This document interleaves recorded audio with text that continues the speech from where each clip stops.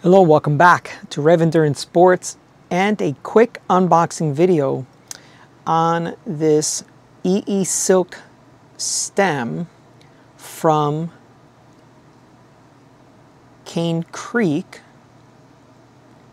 and it's branded eeSilk. Now the first thing you'll notice is right here there's an adjustment for firmer or softer ride compliance.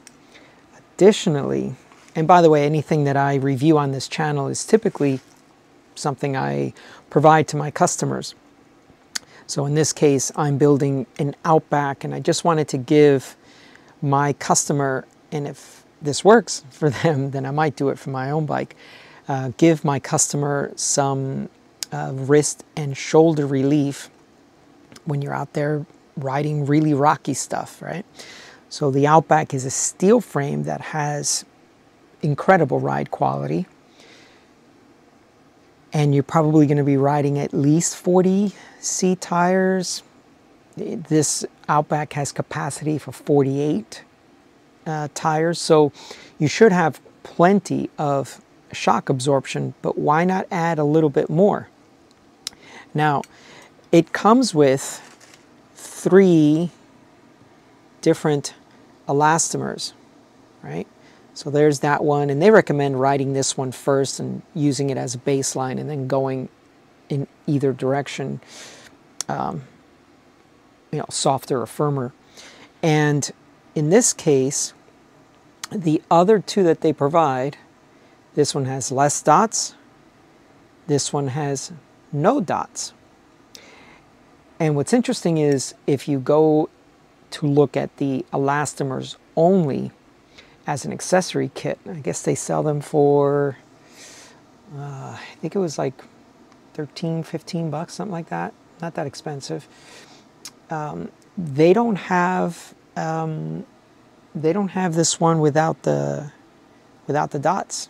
So they show 4 there, but they don't show this one. So anyway, you're supposed to get 20 mil of travel on these stems. Now, 20 mil may not sound like a lot, but it is just a stem, right? This is an inexpensive way to get a little bit of travel at the handlebar. So you got the tire that should absorb some, you got the fork that should absorb some. And by the way, I've mentioned this many times before, the newer bikes with these massive head tubes and bottom bearings, and these things are really, really stiff. Stiffer is not always better. I really want to drill this into people's heads. Stiffer isn't always better. So you've got these lower capacity bikes.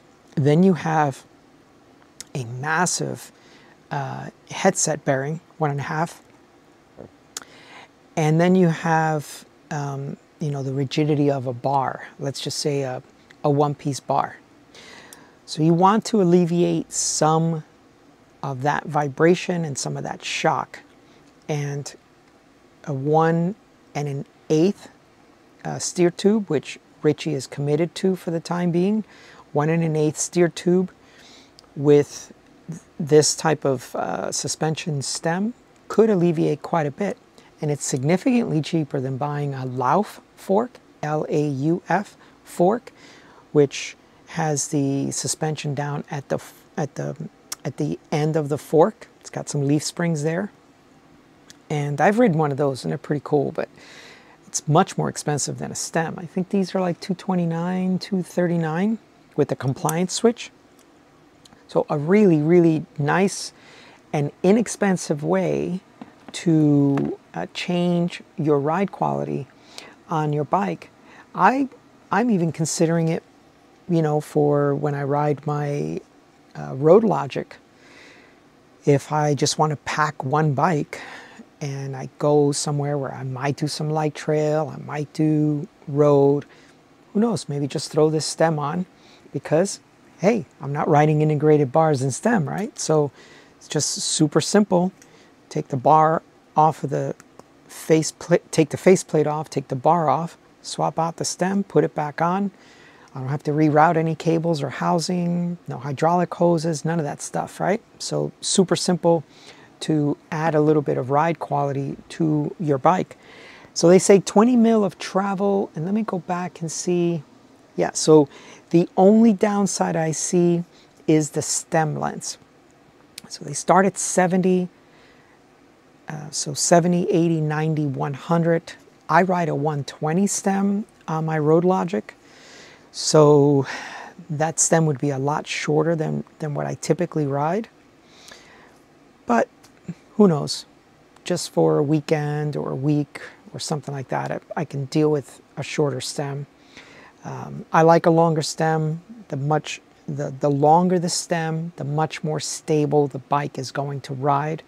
Short stems, and especially when they're pitched up towards the rider, that makes a bike very, very unstable. Those of you who've been riding short stems, you're going to say, oh, my bike is perfectly stable. Right, because you've gotten used to that poor handling on your bike. But the longer the stem and the more stretched out you get that cockpit position, the much more stable the bike is, especially when descending. You don't have as much weight over the steering axle. All right, so that's that. And according to them, I guess it's just one bolt to replace the elastomer. So that should be easy.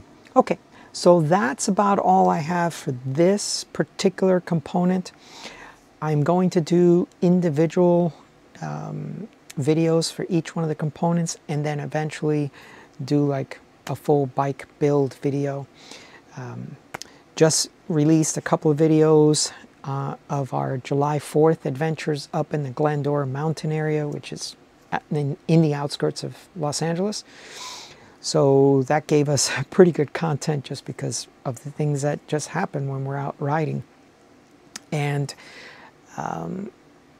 one of the gentlemen that we met on that road was talking about his breakaways. So I've got a breakaway. I got two breakaways, Jessica's and I, breakaways that I need to build. So that is also on tap for more content. So please like and subscribe. Please hit that notification bell, and we will see you up the road.